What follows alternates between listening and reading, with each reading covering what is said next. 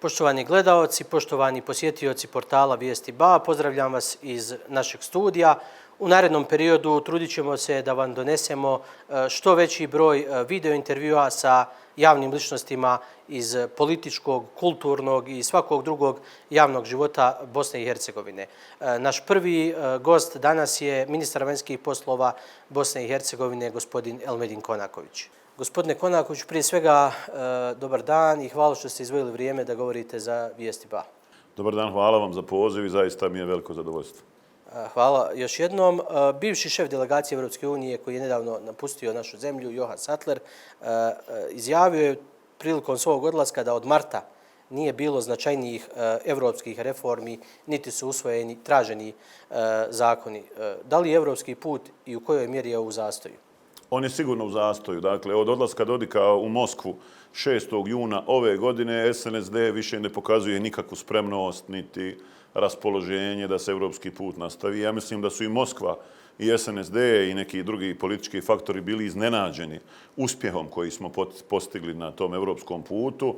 Mogu reći hrabrošću i liderstvom Evropske unije koja je dala zeleno svjetlo za početak pregovora i da su, čini mi se, dobili nalog direktno iz Moskve da zaustave ili uspore ovaj evropski put. To ima drugu stranu koja je za Bosnu i Hercegovinu pozitivna. Osvijetlili smo političku scenu. Oni koji usporavaju, negiraju, podrivaju naše institucije i našu budućnost bivaju sankcionisani, izolovani. Nije to možda adekvatna satisfakcija, ali pokazuje da oni koji budu dalje blokirali ne mogu se nadati dobru u Bosni i Hercegovini i evo, jedna od te dvije opcije uvijek se u nekom pravcu kreće. Šta je sa ovim planom rasta? Bude komentara da je on izgubljen, da je izgubljena ona prva tranša 70 miliona, da je to moguće vratiti. Predlaže se da se pošalje usaglašen plan rasta bez kantona. Na koji način će se to realizovati? Ima li razgovora uopće u tom smislu? Pokušavamo preuzeti odgovornost na nivou vijeća ministara. Trojka je predlagala, lično sam predlagao na predzadnjoj sjednici da modeliramo, zamijenimo tu radnu grupu koja nema obavezu da postupa kao mehanizam koordinacije, da uvažimo sve ono što kantoni smatraju da jeste važno u direktnim razgovorima, ali da ne damo da kantoni preuzimaju državne nadležnosti za koče tamo gdje je to daleko od njihovih jurisdikcija. Tako da mislim da uvjerili smo se još jednom koliko je destruktivna opozicija. Niko mi ne može objasniti zašto je došlo do blokiranja od strane nekoliko kantonalnih premijera. Činjenica je da te dvije mjere koje su trebale biti usaglašene nisu. To je Ustavni sud i većina u ovom vijeću za državnu pomoć. To je njihov argument zbog kojeg su oni od 113 mjera srušili 111 usaglašenih, usklađenih, u kojima su SNSD i HDZ pristali na neke ozbiljne kompromise. I u 111 koraka, svaki korak je manje ili više važan za Bosnu i Hercegovinu. Popravljanje poslovne klime, poseban akcenat i drugih ekonomskih parametara. Rekli su nećemo sad dati ovih 111 jer nisu usklađene ove dvije. Mi te dvije nemamo svakako. Vrlo je nepromišljeno, vrlo je nezrelo, antidržavnički to što su srušili, ali sad je na nama, sad je na odgovornost na vijeću ministara da ukloni te destruktivne faktore i da mi sami nađemo neko rješenje. Šta bi to značilo? Da li samo ovi kantoni ili svi kantoni? Svi. Ne bismo mogli micati neke kantone, neke ostavljati. Dakle, koncept u kom su kantoni unutra u radnoj grupi koja priprema materijal. Onda ta njihova objašnjenja, to su izmišljotine i laži. Ta B lista projekata, bila je lista želja, entiteta, kantona, lokalnih zajednica, nabacana na nekom papiru koji se nije čak ni izanalizirao ni bodovao. I onda su primijetili kako tu tobože fali nekih bošnjački ili hrvatski ili srpski ili to su ta neka prebrojavanja koja nisu uopšte utemeljena i argumenti zbog kojih je SDA to obarala nisam vidio niti jedan logičan i zaista su napravili veliku štetu. Čak su amnestirali donekle one koji su najodgovorniji SNSD, najodgovorniji SDA i DF su ih prekrili, malo sakrili ih od te odgovornosti i preuzeli na sebe to blokiranje puta Bosne i Hercegovine. Da pređemo na NATO put Bosne i Hercegovine, američki ambasador nedavno se oglasio i nije bio baš zadovoljan. Ja ću pokušati citirati par njegovih rečenica. On kaže Bosna i Hercegovina ne radi svoju zadaću, program reformi je unazađen, Ministarstvo odbrane nije iskoristilo svoj budžet, izgubili su 30 miliona maraka za modernizaciju oružanih snaga. Ko je, gospodine Konaković, odgovoran za ovakvu situaciju? Važno je vrlo podsjetiti naše ljude da se odluke o Ministarstvu odbrane donose potpisom 3 rukovodioca. Ministra i oba njegova zamjenika. Tako je kada se ovo ministarstvo formiralo u sistemu vijeća ministara, tako se takvi su propisi doneseni, tako da veoma malo prostora za manevar ili napredak ima Zukan Helez i veoma mali broj odluka može donijeti on sam, a mislim da je svima jasno da se zaista radi o čovjeku kome je NATO jedan od prioriteta kao i svima nama.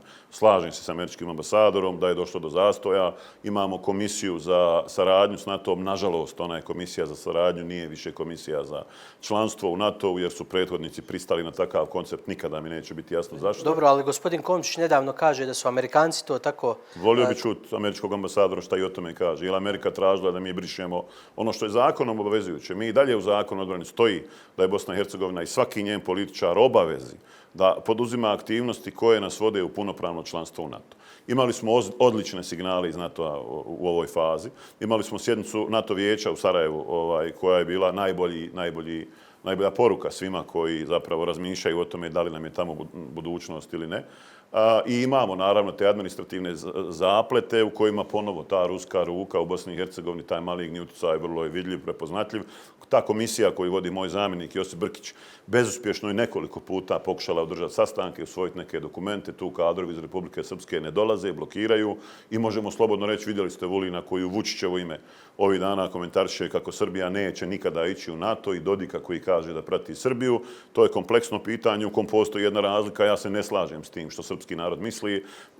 Kao odgovorna osoba Bosanac i Hercegovac, Bošnjak, mislim da nam je mjesto u NATO-u i sve ćemo učiniti da Bosna i Hercegovina tamo na kraju završi. Ovo što spominjete, ruska ruka je očigledno i na evropskom i na NATO putu Bosne i Hercegovine. Možemo li je sami riješiti ili će nam zato trebati pomoć naših međunarodnih prijatelja? Nikako ne možemo sami i tu je ovaj ključni faktor u kojem smo uspjeli nekoliko puta sa međunarodnim prijateljima i partnerima preskočiti taj ruski maligni utjecaj i napraviti neke iskorake zahvaljujući i intervenciji iz međunarodne zajednice, prije svega i visokom predstavniku koji ima bonska ovlaštenja i sva prava da deblokira sve što je u Bosni i Hercegovini blokirano. Onima koji su zagovarali smanjenje ovlasti OHR-a jasno smo objasnili da se to ne smije i da se neće desiti jer zašto je Schmidt aktivniji? Zato što je on u funkciji deblokiranja imao više blokada nego prethodnici. Aktivan je, odličan je, ozbiljno radi svoj posao. Treba nam podrška, treba nam razumijevanje međunarodne zajednice, Brisela pogotovo, koji shvata, zato što smo tamo prisutni, objašnjavamo, donesemo argumentaciju, da Rusija ne želi dobro Bosni i Hercegovini. Neki dan su me kritikovali, evo prvi put im odgovaram na te upite. Dakle, ako želite vi koji ste mi pisali pisma iz Ruske ambasade dobro Bosni i Hercegovini, pustite Dodika i pustite predstavnike iz Republike Srpske da zajedno sa nama integrišu Bosnu i Hercegovinu u veliko evropsko tržište. Time ćemo privući nove investicije, time ćemo zaštititi svoj penzioni fond, time ćemo zaposliti ljude, povećati plate i zaista nema ni jedna loša stvar koja se u tome dešava. Da podsjetim još jednom, 92% našeg izvoza završava na tržištu Evropske unije i zemalja kandidatkinja za Evropsku uniju. Da, u početku mandata kada ste preuzeli i funkciju ministra vanjskih poslova, bili ste i razgovarali sa Dodikom Banja Luci, čak ono što se kaže bilateralno. Činilo se da komunikacija je bolja da bi to moglo profunkcionisati, da će se govoriti o stvarima, pa može i na tom planu raza i usaglašeno ipak, je li, 111 mjera. Međutim, da li to povjerenje koje je ono, kako uvijek stoji ta ključna riječ povjerenje, očigledno ga, makar prema toj strani, nema. Ja sam se uvjerio, dakle, da Dodik nije vladar svojih odluka. Da on sam, samostalno, bez Moskve ne može donositi odluke i da je zapravo ušao u taj začarani krug u kojem sam od više diplomata ozbiljnih iz regiona, iz Evrope čuo da Rusi kad uđeš unutra ne daju van.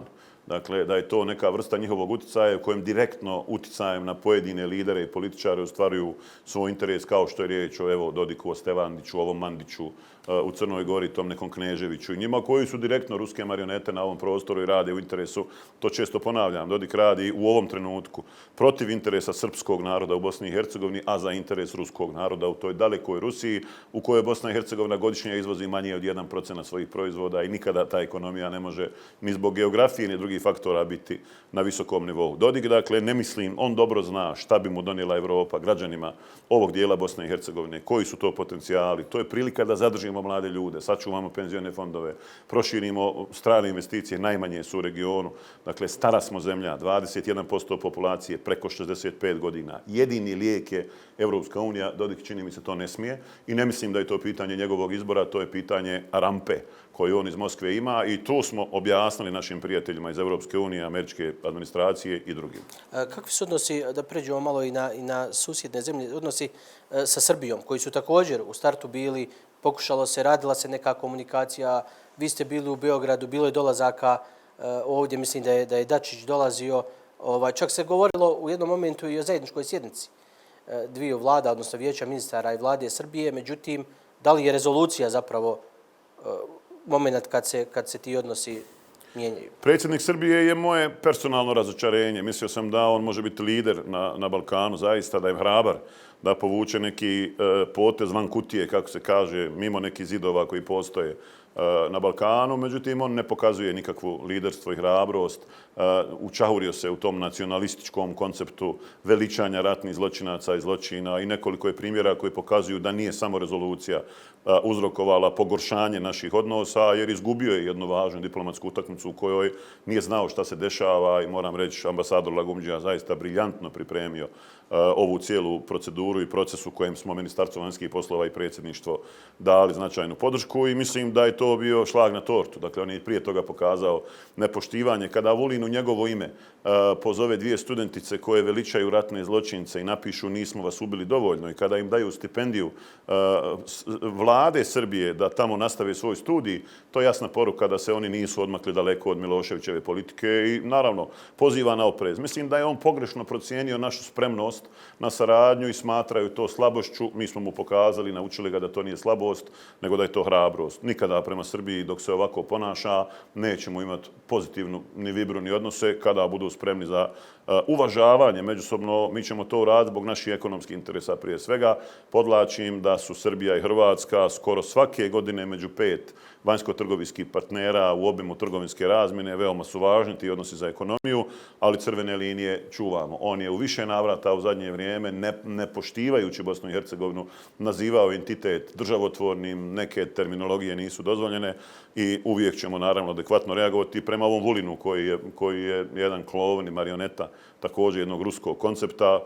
Ponašat ćemo se onako kako oni zaslužuju. Ako budu korektni, bit ćemo duplo više. Ako budu nekorektni, opet duplo više. Da, evo, Srbija očigledno već ima jedan uticaj u jednom dijelu Bosne i Hercegovine, politički kroz Milorada Dodika.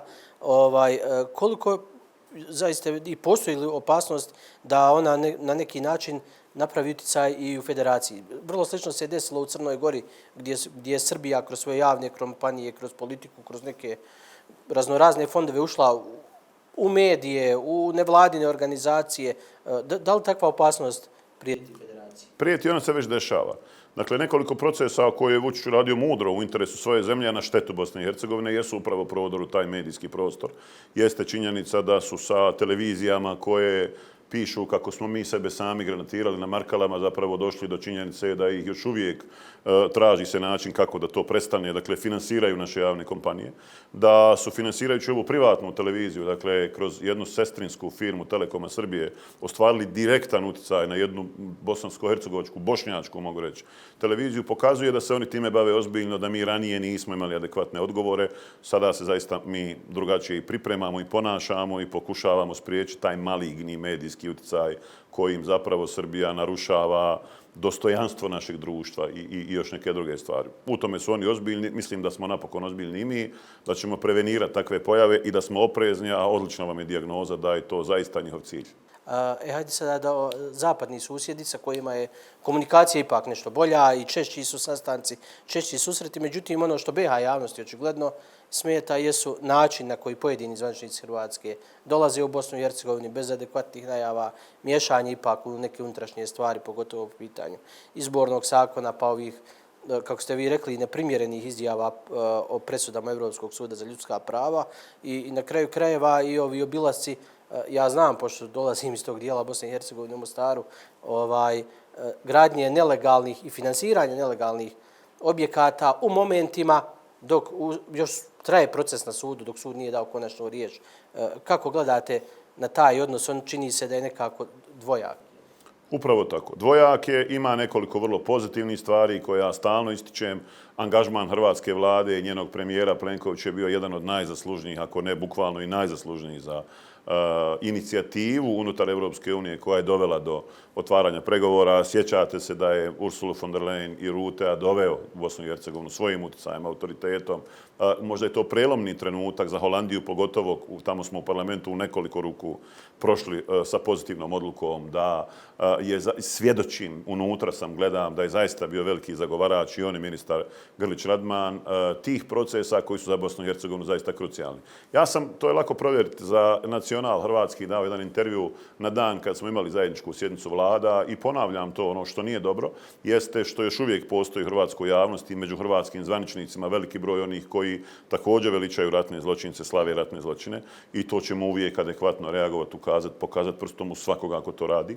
Problematizirao sam pitanje naše imovine koja se nalazi u Hrvatskoj. Bosna i Hercegovina u milijardama ima tamo svoju imovinu, imamo neriješene odnose granica u kojima bi to trebalo završiti, verificirati taj famozni kamen kod jednog od poluotoka ili otoka u Jadranu i neke druge stvari. Ono što nije dobro mi kažemo. Reagovali smo na jednu vrlo neprimjerenu izjavu Andreja Plenkovića. Pitao sam ga šta misli o 1500 presuda i preko 1500 tog istog suda koji se tiču Hrvatske i prava njenih građana. Jesu li oni politizirani ako smatra da je politiziran taj jedan od krovnih ključnih sudova evropskog pravosuđa. Tako da nije imao toga ranije puno. Znam da nije bilo potrebe da reagujemo i mogu reći da me to malo iznenadilo. Iako imate izjave predsjednika Milanovića koji čak dolazi i do faze negiranja genocida, prethodne predsjednice koja je govorila o kampovima, o mudžahedinima, o radikalizmima, to više govori o njima nego o nama. Mi smo uspjeli svoje istine donijeti na stolove tamo gdje je važno. Ne uspijevaju više Bosnu i Hercegovinu oljagati, da tako kažem, ni oni, ni Vulin, ni neki tamo Vujići, Vulićevi, neki po Ženevi. Mi svoj posao radimo ozbiljno. Dakle, Hrvatska je strateški i ekonomski važan partner. Spremni smo na svaku vrstu saradnje i zahvaljujemo se za lobiranje na evropskom putu. Tražimo puno poštovanje naših institucija. Ovo oko dolazaka, nikada niko iz hrvatske vlasti nije došao u Bosnu i Hercegovinu bez najave. Te najave dođu u naše ministarstvo, mi provedemo adekvatne procedure i tu se kurtoazno, kao što i ja radim, poštuju diplomatski protokoli. Da budem iskren, ja sam znao otići u Zagreb na iftar bošnjačke zajednice, ne javim se ni Plenkoviću ni Radmanu. Taj balkanski specifikum odnosa naroda je nešto što je malo drugačije nego u drugim dijelovima svijeta. Isto tako znam otići u Novi Pazar, u Sjenicu, u Tutin i neka druga mjesta bez da se nešto javljam Vučiću ili idem u Beograd.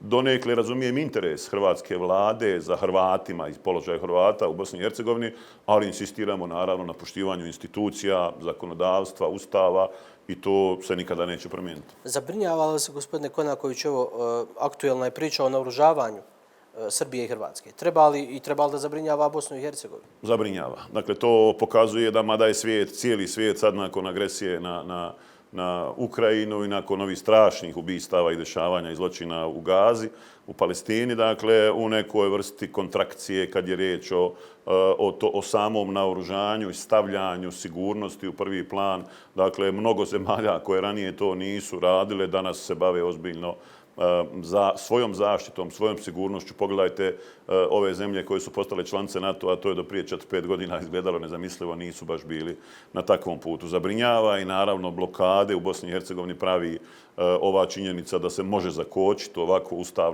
ustavno uređenoj Bosni i Hercegovini gdje može kočiti kogod šta hoće, a pogotovo u odbrani gdje trebaju 3 potpisa. Ne pratimo taj trend, nedovoljno smo odbrambeno snažni, međutim nadomjestili smo to diplomatskim aktivnostima i u odnosima pogotovo sa partnerima koji se zovu NATO, koji se zovu EUFOR Althea i druge međunarodne institucije. Siguran sam da su danas budnije nego ikad i da ta vrsta intervencionizma zapravo je nešto što je veoma značajno za stabilnost i sigurnost Bosne i Hercegovine. To dobro zna Vučić, to dobro znaju svi u našem susjedstvu i komšiluku i ne mislim da smatrajući nas slabiji mogu eventualno razmišljati o nekim drugim lošim scenarijima.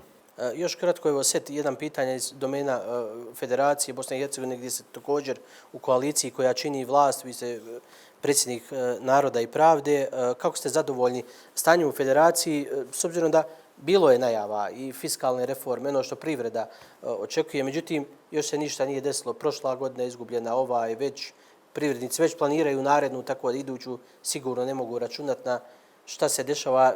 Razgovarate li, vjerujem da ste zauzeti obavezama ministra vanjskih poslova, međutim, šta vam kažu federalni partneri, premijer je Nermin Nikšić? Imamo redovnu komunikaciju, pomno pratimo, to je najvažniji segment upravljanja procesima, jer on zapravo definiše pravce najvažnije za živote građana i tu se zaista očekuje od nas dosta. Kada god požele Izetbegović, Komšić, bilo kod njih da uporedimo ova dva procesa, ovu njihovu prethodnu vlast i našu, vrlo bi rado to uradio da pokažemo koliko je ovo bolje. Međutim, ne smije naš standard biti da budemo bolji od prethodne loše vlasti, jer je to bilo zaista loše. Moramo biti dovoljno dobri ljudima koji od nas to očekuju i mislim da tu trebamo uložiti dodatni napor. Ono što me raduje, sa premijerom Nikšićem razgovarao sam, mi u septembru očekujemo da se fiskalni zakoni iz vlade pošalju u proceduru. Zakon o fiskalizaciji je stvarna revolucija. Dakle, on uvodi u sistem dijelove Bosne i Hercegovine koji ranije nisu imali namjeru ili pravo ili želju da pune naše budžete. Odmah, paralelno s tim, dakle, radi se set zakona koji će sigurno rasteretiti realni sektor i pomoći ljudima da u konačnici dignu plate radnika i povećaju kupovnu moć. Nemamo dovoljno vremena da se osvrnemo na sve dobro što je uradio Adnan Delić, evo sa ovim studentima koji rade, sa zakonima u socijalnoj zaštiti, u strategiji poljoprivrede i drugim pomjeranjima koja su zaista evidentna. Mislim da i na nivou federalne vlade i kantonalne u Sarajevu i još nekih procesa koje vodimo, mi možemo i moramo ubrzati dinamiku i u konačnici treba podsjetiti ljude da je Nermin Nikšić izabran prošle godine, čini mi se u aprilu nekad, dakle godinu dana i 3-4 mjeseca. To zaista nije dug period da bismo sada već analizirali sve što se treba ili što se uradilo. Započete su neke važne stvari. Sa vama se slažem da je fiskalna reforma ključna i prva. Možda su više štete zapravo nanijele neke preuranjene najave. Sigurno. Te fiskalne reforme za koje nismo bili vjerovatno spremni. Potpuno se slažem, nikada to nisam najavljivao jer je bilo iluzorno očekiva da vlada koja dođe u aprilu može uraditi procjene, fiskalne efekte, dakle primjene nekog zakona što se ranije nije uopšte ni radilo i jedan, mogu reći, atomski proces pustiti među privrednike. Pazite, kada smanjite poreze na dohodak, kantoni, pogotovo kanton Sarajevo, trpit će ogromne deficite jer je to jedan od izvornih prihoda kantona. Ponder su već izgubili, dakle dovešćete u situaciju generator ekonomski Bosne i Hercegovine da možda padne na koljena i to su one stvari kojima se mora biti osjetljiv, napraviti se dobra procjena, dobra analiza i krenuti se u primjenu. Moje su prognoze da ćemo u septembru imati jedan dobar dokument za javnu raspravu, da ćemo do kraja godine raspraviti sve nedostatke i čuti dobre prijedloge i da u narednoj godini, ne mislim čak i da je od 1.1. moguće, ali nakon prvog kvartala je najdalje polovinom godine da imamo jedan novi fiskalni sistem puno povoljniji za našu privredu. Pomenuli ste i kanton Sarajevo, tu je trojka, ajde da tako nazovemo, ove tri stranke su već priličan period na vlasti sa jednom pauzom, čini mi se, od godinu dana. Međutim, ono što je zaista zamjerka neka gdje se čuje u krugovima, pogotovo i privrede, saobraćajnice, slabije se grade transverzale, longitudinale, Sarajevska obilaznica još nije završena, urbanistički plan još uvijek se čeka, neka je apelacija došla iz Novog Grada, pa je vjerovatno i to usporilo proces. Razgovarate li s time o tome s našim privrednicima, šta vam oni kažu? Razgovaram često i sa privrednicima, ali i drugim grupama koje su konzumenti naših propisa, prava i pogotovo budžeta. Sarajevo koje je dobilo prugu nakon 60 godina nove tramvaje, nakon 40 godina trolejbusku liniju prema Vogošći i ja se ne bih složio s onima koji govore o saobraćajnoj infrastrukturi. Mislim da je ovo što Adnan Štetar radi zaista jako dobro. To je u tom segmentu. Čini mi se da se svi slažu, pa čak i oni koji su opozicija. Dakle, u tom dijelu mislim da su napravljeni značajni iskoraci. Ovo je grad i kanton u kojem subvencijama za vrtiće, kupovinom udžbenika za sve učenike 1. do 9. razreda, jednim transparentnim procesom u prijem policije koji više nema namještenih konkursa, uskoro tim body kamerama koje sprječavaju potpuno korupciju, ukidanjem te famozne liste čekanja za stanove za šehidske porodice i porodice poginulih boraca, njihovo zapošljavanje. Mnogi su iskoraci, vratit ću se na ovu definiciju, naravno da su kritike dobro došle. Bio jedan period problema u čistoći grada, primjećujem da je Krov Rad sad zaista napravio iskorake, treba to početi komunicirati. Pratimo pomno dešavanja u Viku u kojem sam se lično trudio da se nakon godina izbjegnu te redukcije. Imali smo strašnu sušu na minimumu rezervare skoro na 3 metra koja znači crveni alarm Nadam se da će ove kiše popraviti tu hidrološku situaciju. Apelujemo na naše ministre i zastupnike da saslušaju ozbiljno kritike ljudi, da reaguju, da su konkretni i mogu reći ja sam vrlo zadovoljan jer putujem cijelom Bosnom i Hercegovinom. Bio sam sad u TK, evo pitao sam tamo građane šta su oni osjetili nakon ukidanja pondera Sarajevu, šta je to tuzlanska vlada koju vode evo ovi kritičari eventualno za ljude tamo uradila, nisu mi mogli reći ništa dobro. Vlast je teška, onaj ko radi pošteno i ono što hoću za kraj da kažem, nisam do sada čuo ili vidio nijednu istinu da je otkriven koruptivni skandal u sistemu trojke, pogotovo ne u Narodu i pravdi. Smatram to velikim iskorakom. Ovih dana vidite kakve strašne korupcione afere su potresale nas u proteklom periodu. Kako komentarišete? Vi ste baš aktualna je danas, dakle, privođenje je u toku, bivši direktor Autocesta Federacije Bosne i Hercegovine, na kojeg ste vi imali dosta zamjerki, čak ste isticali jednu dionicu, ne znam da li se radi za upravo o toj dionici u konkretnom slučaju. Međutim, eto, autoceste trenutno od 9 na 6 gradilišta su rokovi debelo probijeni i nismo definitivno Da povezani. podsjetim da smo mi ukazali na probleme diploma tih naših prethodnika, ispostavilo se da je tako. Da smo govorili da koriste tu opremu za prisluškivanje oponenata, sudi im se, procesuira se, vidjeli ste sad iz FUP-a, iz OSE, podatak da su zloupotrebljavali te federalne kečere, da slušaju mene i vas šta razgovaramo i parafraziram naravno, ne znam da li su mene i vas.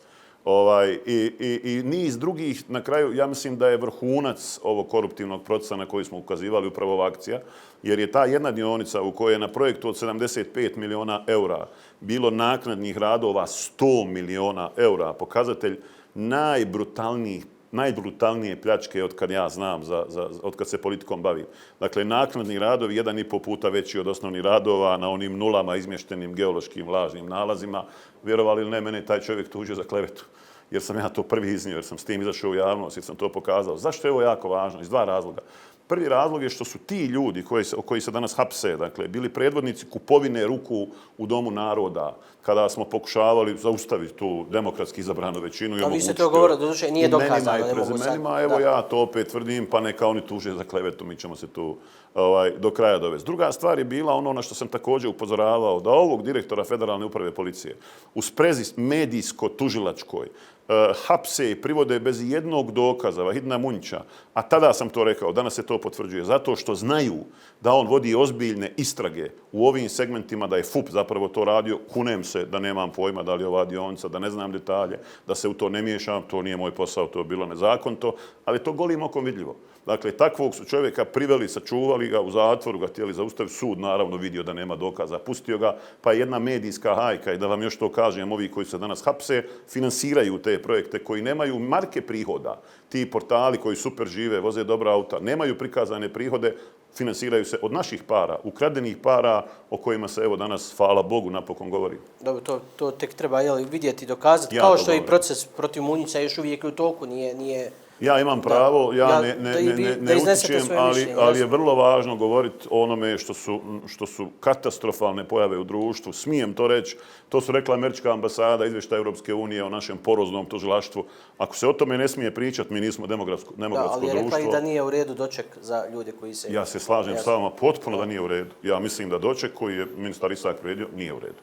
Ali sve ovo drugo je mnogo opasnije od tog dočeka koji nije u redu. Još jedno pitanje za kraj. U mjesec smo predizborne kampanje, sjedinjeni nam lokalni izbori. Šta očekujete kao predsjednik Naroda i pravde? I evo aktualna je tema, evo slika iza nas, jučer je u centrali Naroda i pravde u općinskoj organizaciji Centar održan sastanak sa kandidatom Demokratske fronte, Denisom Gracom. Još uvijek se ne zna kome će NIP Centar dati podršku. Kako je vaše mišljenje? Hoće li oni sami odlučiti i šta biste im vi preporučili? Prvo da kažem da sam od početka ove kampanje u Bihaću i u Ključu bio prvi dan na otvaranju. Onda sam bio u Tuzlanskom kantonu u Dobo Istoku, bio sam u Gračanci, bio sam u Tuzli i Kalesiji. Jučer sam bio u Konjicu, bio sam u Čapljini s jednom predivnom ekipom novom NIP-a koja me baš istinski obradovala, bio u Mostaru, obavio razgovore, dakle veliki sam broj opština i gradova već obišao, oduševljen sam stanjem na terenu, 62 su organizacije u kojima izlazimo na izbore, 9 u BiH entitetu Republika Srpska, dakle to je ozbiljan iskorak NIP-a nakon svih napada na nas, svih laži i podvala Bili smo i FETO, i guleni masoni, i Soroševci, i Rusi, i Kinezi, i američki projekat, i karteli, sve smo bili u očima i u prevarama ovog palovog režima. To nas je, čini mi se, motivisalo da dodatno ojačamo narod i pravdu. Najdemokratičniju stranku u Bosni i Hercegovini, ovaj primjer iz centra to pokazuje. Ja nisam bio za opoziv Srđana Mandića, opštinska organizacija je donijela odluku, nikakve sankcije nisu trpili, javno sam to komentarisao i mislim da su zaista pomogli Srđanu Mandiću, jer su tom inicijativom za opoziv, koja nije bila realna, nije bila skoro izvodljiva, jer imate aktuelnog načelnika koji je u poziciji, takve se stvari obično nikada ne dovedu do kraja. Vidite Begu Gutića i još neke koji to čuvaju i sačuvaju. Imali smo zamjerke, primjedbe na Mandićev rad, ukazivali na njih, to je nipovski, to je skroz ok. Greška je bila taj opoziv. Od opoziva kasnije Mandić je pokazao jedno drugo lice, živno je, posvjetlio se, pokazao neke druge vrijednosti, kvalitete koje ranije možda u nekom periodu i nije. I evo došli smo do ovog demokratskog procesa u kojem je, meni je više me čudilo da su Denis Grac, Albin Zuhrić pogotovo, došli u prostorije NIP-a, oni svoju karijeru zajedno s tim Mešalićem i s tim tamo ljudima prave svakodnevno pljujući, optužujući NIP da smo narkokartel, da smo kriminalna organizacija, da služimo HDZ-u, mi smo to porazbijali. Interesantno mi je da su oni htjeli doći, stati ispod grba. Vidite kako stoje, to im gore iznad glave, te zlatno-plave boje ne smetaju kad je riječ o lovu na glasove. Vidio sam Graca kako komentariše, kako je rekao, odbacujem optužbe da sam SDA kandidat, a očekuje glasove SDA. Karakter je jedna važna stvar za politiku.